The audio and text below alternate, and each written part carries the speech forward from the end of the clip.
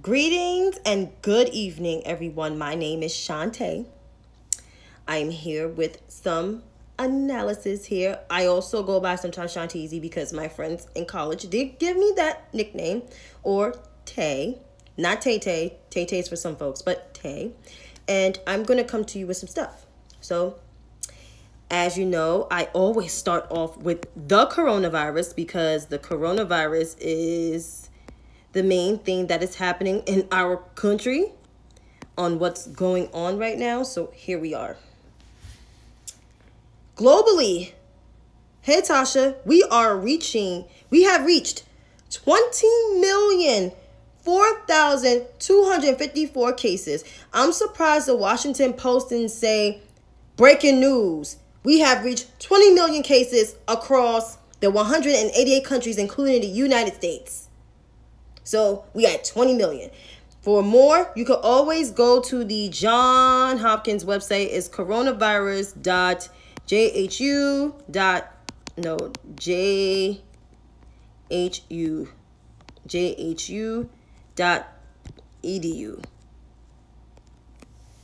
Because you could check on some numbers. So here we are. In the U.S., as I said, we have reached 5 million as of Sunday. So we are at 5,088,516 cases of COVID-19. Hey, Chantay. Our fatalities, we are sitting at 163,400. Brazil is at 3,057,470, followed by India, 2,215,074. Russia at 890,799. South Africa, 98. Mexico, 480,278. Peru, 478,024. Chile, 375,044. Colombia, 387,481. They all have surpassed the UK. UK is at 300 and some odd thousand, but not like those high numbers. In Latin countries, we got Ecuador at 94,701. Dominican Republic, 80,499. Panama, 75,394. Ooh, Chantay, I hope your family's okay. Seriously, I hope they're doing okay. If you still have family in Panama.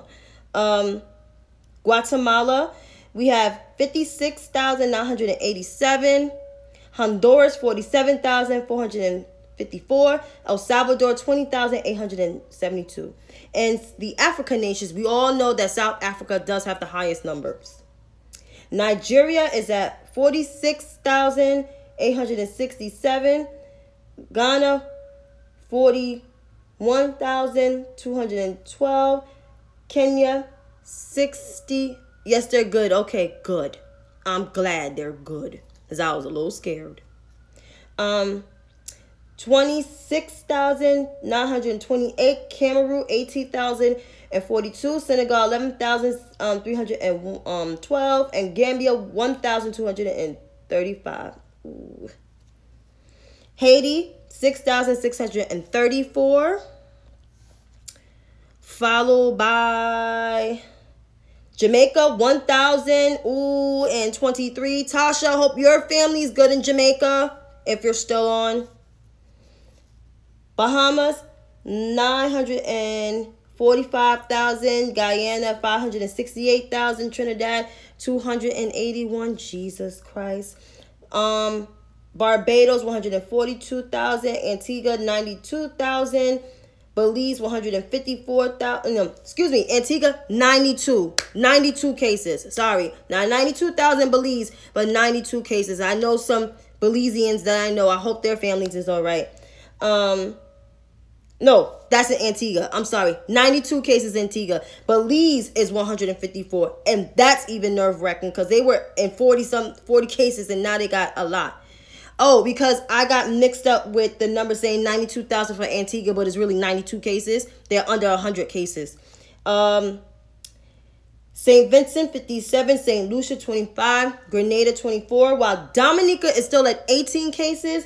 And St. Kitts is still at 17.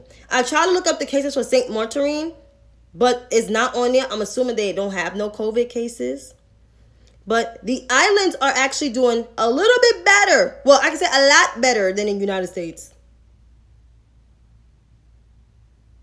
So, Tasha, I hope your family's okay in Jamaica. 1023. I'm scared. They were doing a lot better. I don't know if they reopened the country again, but they may have to probably shut down because they probably don't like those upticks. Now, here at home in the U.S., with the most cases and the most deaths on the globe, California, 572,133, followed by Florida, 536,953, Texas, 514,090, New York, 426,046,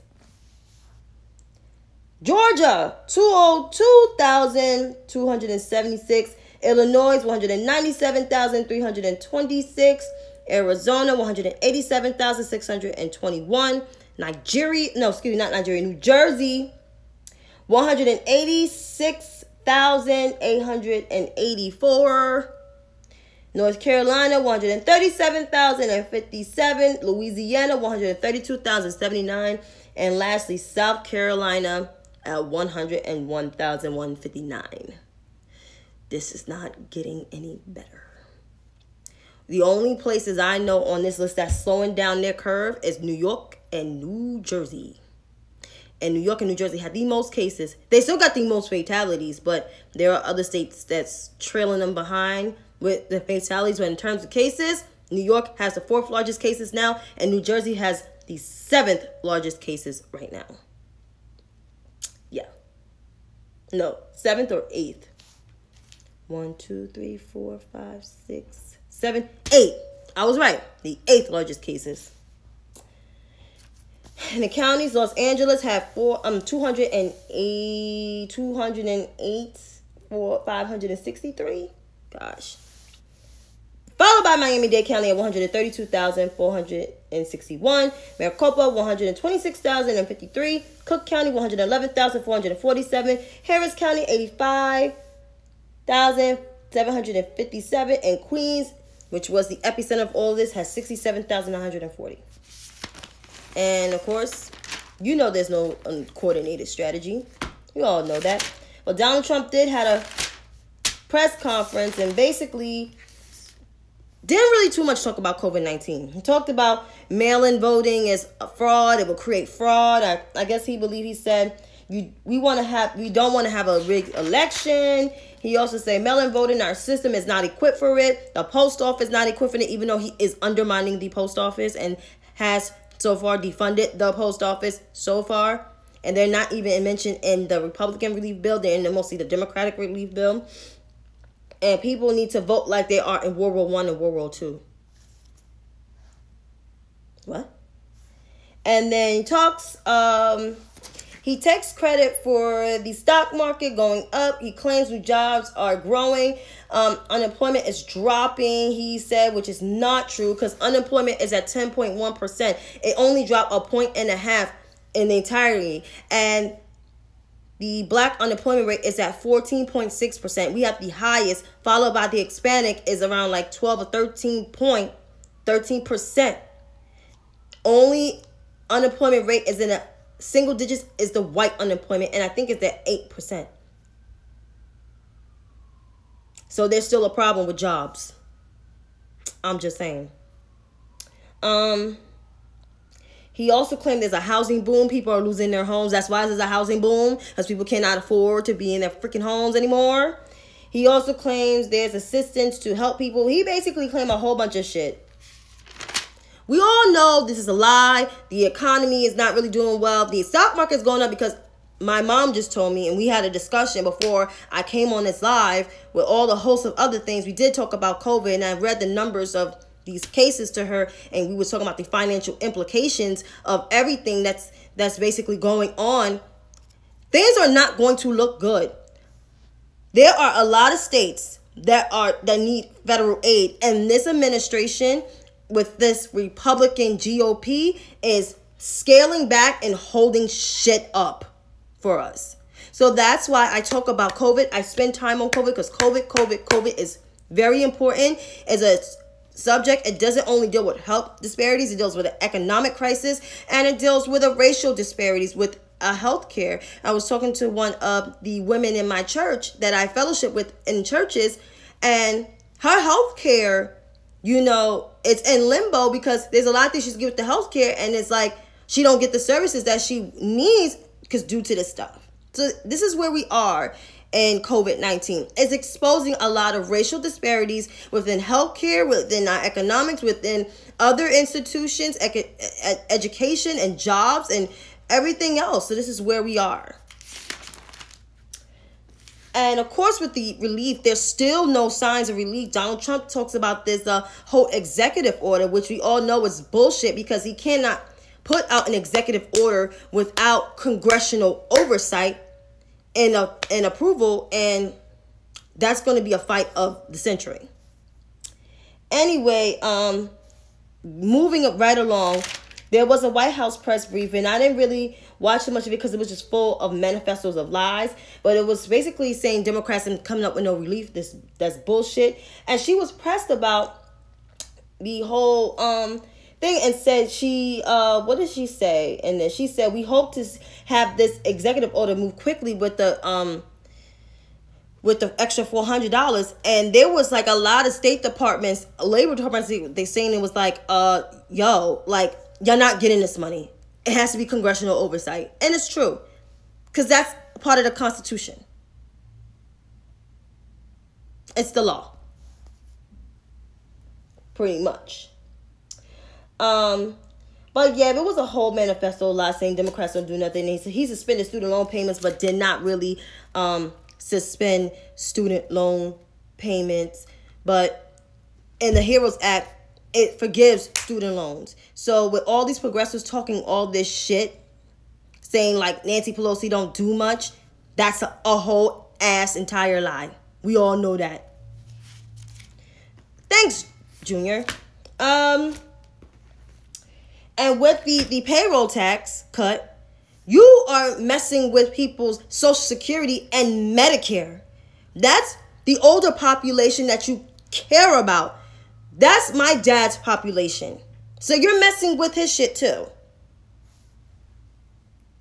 That's why it's important to read. Not just watch news, but read. Reading is important. Reading these policies, reading these articles. If whoever got an iPhone or a news app, just look at these articles if you don't want to watch the news. I understand the news is devastating. If you don't want to watch it on TV, just read the reports and enjoy the rest of your day. And you can also look at the COVID map, too, on Johns Hopkins' website because they got the biggest COVID map. The only thing they don't divide it by states. That's where the New York Times COVID map and the Washington Post COVID map, they break it down by states. So that's awesome. So moving on to the manifesto of lies. We have the Veep stakes. That's one of the last things I'm talking about. And Biden was put on notice. Because, he kept delaying this, waving, dangling black women and everything. And he was put on notice by 100 black men. That include Diddy. That include, who else? Timberland, Ty Dolla $ign, Al B. Sure. Even, I don't like Van Jones. I don't like Charlamagne the God, but they were included on that letter too. And it was a good letter. It basically blasted Joe Biden from being ambitious when he ran for vice president or ran for president 3 times and all the stuff that he passed. Basically call him out for Chris Dodd's fucking bullshit, right? So this is where we are. I mean, even though there was 2 or 3 of those black men in that letter I don't like, but I appreciate that letter and I wholeheartedly co-sign on that letter. So, I mean, big ups to them. But Joe Biden needs to put a black woman on that ticket. Of course, we all don't have the same black women that we want on that ticket, but I want Kamala. Hands down, OD. There's a reason why. I explain a lot of my reasons why I want Kamala, but she's a progressive prosecutor. She helped do the back on track program for non-violent offenses for guys who came out of jail and needed to get their lives back on track. She also established a task force for human trafficking. She also, what else? In particular, since being in Congress, putting out bills after bills to help the Black and brown communities and also the Asian American Pacific Islander, I got it right, AAPI community as well. And she just recently today partnered up with one of the congressional women on a bill, and I got to look at the bill, but she did that. And of course, the bill for $2,000 that Bernie Sanders and Ed Murphy co-signed on. I mean, come on. Who would you want as a leader? And plus, she knows all the things that's going on in our country right now with our foreign allies. So that's my endorsement. There you have it. But other people have different things. So the DNC is, the convention is next Sunday. So Joe Biden may announce his pick between tomorrow or Wednesday. They're always big news days. So I would like to see that happen. I hope he pick her. And not pick no goddamn Gretchen Whitmer or no Elizabeth Warren. That's just my take on it. But as I end this, stay abreast, pay attention, stay prayed up. God's got this situation. He's got everybody in the midst of COVID, in the midst of racial reckoning, and just the midst of everything that's just going on around this world. He's got it. But until then, you have a good night. See you tomorrow.